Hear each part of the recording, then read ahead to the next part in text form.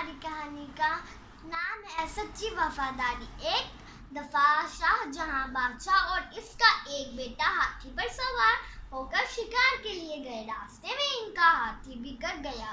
फीलबान ने बहुत कोशिश की कि किसी तरह हाथी काबू में आ जाए, लेकिन हाथी और बिगड़ गया और तेजी से भागने लगा। हाथी चलाने वाले को फीलबान या महावत कहते हैं। इस हाथी का फीलबान बादशाह का सच्चा वफादार था। इसने जब देखा कि बादशाह शहजादे और खुद इसकी जान को खतरे में है, तो इसने बादशाह से कहा, बादशाह सलामत।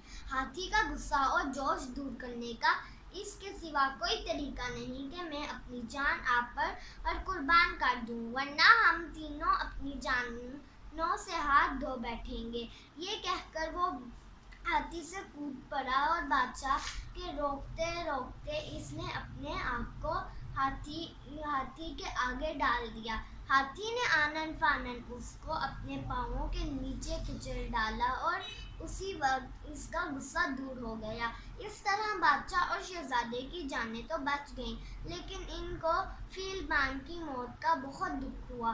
उन्होंने वापस आकर 2 लाख रुपया गरीबों में तकसीम किया। फिर बादशाह ने जाननुसार फीलबान के बेटों को दरबार में बुलाकर कई लाख रुपए इनाम में दिए और साथ ही इनको बड़े बड़े ओहदों पर मुकर्रर कर दिया। शाहजहां जब तक जिंदा रहा इस फीलबान की सच्ची वफादारी को कभी ना भूला।